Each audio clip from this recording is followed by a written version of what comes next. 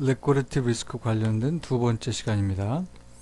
오늘은 이제 유동성 관련 펀딩 리스크에 대한 얘기인데요.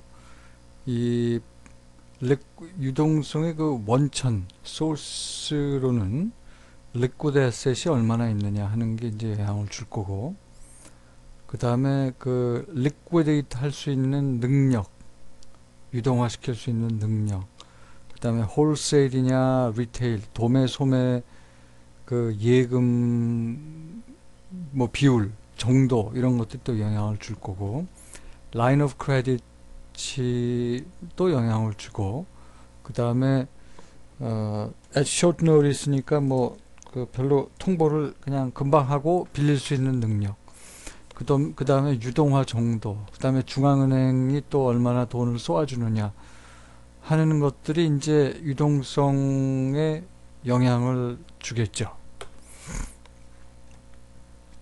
그 유동성 관련해서 문제가 생겼던 그런 몇 가지 예입니다. 그 금융위기 중에 이제 영국의 노던 락이라는 은행이 망했는데, 이게 이제 그 모기지 자산을 많이 갖고 있었고요, 단기 부채를 많이 갖고 있었습니다. 근데 이 단기 부채가 롤오버가 안 되면서 결국은 이제 망했는데, 자산의 가치가 부채의 가치보다는 많았던 회사죠. 그러니까 솔번트 하냐 솔번트 하지 않느냐를 보면 솔번트 했지만 결국은 유동성 문제 때문에 망했다라고 볼 수가 있어요. 그 다음에 이제 그 아프리카의 그 골드 금광 회사인데 해지를 잘못해가지고 망한 회사입니다. 그게 이제 금광 회사니까 금값이 떨어질 걸 생각하고 숏 해지를 걸었는데, 그 유럽 중앙은행에서 금을 더 이상 팔지 않겠다고 발표를 하면서 금값이 올라가게 되면서 해지에서 손실이 발생을 했는데, 손실이 발생하는 과정에서 이제 그 마진 콜이 걸려서 그 추가로 더 돈을 집어넣지 못하면서 결국 유동성으로 무너졌던 회사고요. 그 다음에 이제 독일계 그 석유 가스 관련 회사인데, 이것도 역시 그 해지를 잘못해가지고 앞으로 석유 가스 살 거를 해지하기 위해서 이제 롱 해지를 했는데, 퓨처스 계약이 이제 만기가 짧다 보니까 그걸 롤링 오버 시킨 거죠. 그 롤링 오버 시켰는데 갑자기 이제 석유값이 떨어지면서 이 해지 포지션에서 손실이 났고, 마진 콜이 들어왔는데 그거를 감당할 수 있는 현금이 부족해가지고 결국은 이 회사도 넘어갑니다. 그 다음에 이제 용어 정리를 하나 하겠습니다. 리퀴디티 블랙홀이라고 하면은 이게 이제 시장의 참여자들이 한쪽 방향으로만 매매를 하는, 그러니까 보통 사고 파는 사람들이 참여해서 가격이 형성이 되고 이제 그러는 건데, 위기 상황에서 파는 사람만 들이다 생기는 거예요. 그러면은 유동성이 dries up 되면서 시장이 망가지는 거죠. 그 대표적인 예가 87년도에 블랙 먼데이, 그때는 이제 포트폴리오 보험 때문에 이제 망가졌다고 많이들 얘기를 하죠. 그다음에 LTCM 그 헤지펀드 위기 때도 리퀴디티 블랙홀이 발생을 했다라고 봅니다. 그 이와 같이 그 리퀴디티 블랙홀이 발생하고 그럴 때 이제 보통 파지티브 피드백 트레이딩이 이제 생기는데, 일단 개념 정리부터 먼저 하면, 그 파지티브 피드백 트레이딩이라고 하면은 파지티브 피드백 트레이더는 가격이 오를 때 더 많이 사요. 가격이 떨어질 때는 더 많이 팝니다. 그러니까 시장을 더 악화시키는 그런 어떤 메커니즘의 역할을 하는 거죠.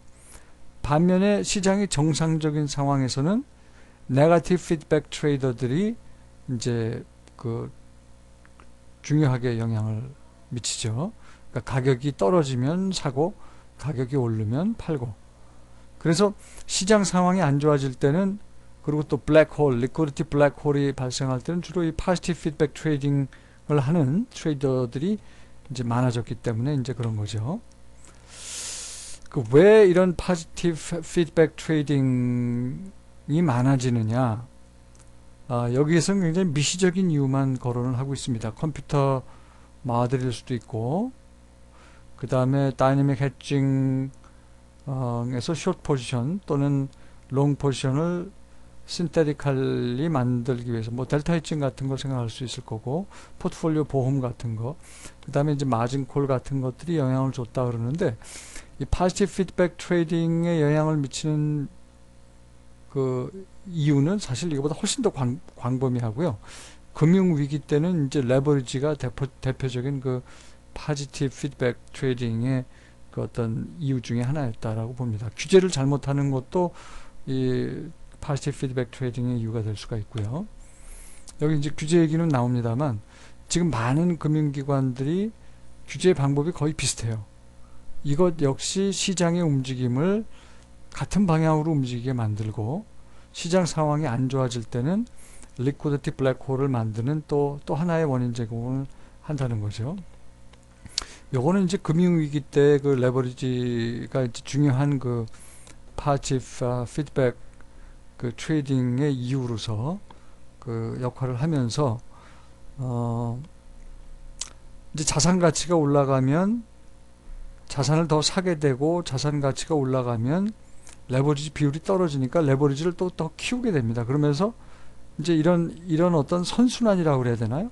선순환이 반복되다가 시장 상황이 안 좋아지면 그 반대로 자산을 팔고 자산 가치 떨어지고, 그러면 레버리지 비율이 올라가게 되기 때문에, 적정 레버리지 비율입니다. 여기선 그거 레버리지 비율을 떨어뜨리기 위해서 또 자산을 팔고, 그러기 위해서 레버리지 비율을 떨어뜨려야 되는, 그러면서 디레버리지 과정이 이렇게 계속 반복되면서 시장 상황을 악화시키는, 그러니까 요런 상황이 바로 그 파지티브 피드백 트레이딩의 그 리퀴디티 블랙홀을 만드는 그런 어떤 그 원인 제공을 했던 내용입니다. 이게 그러니까 금융 위기 중에 이제 이런 디레버리지 과정이 발생을 하면서 시장 상황을 더 악화시키는 그런 뭐 상황이 됐던 거죠.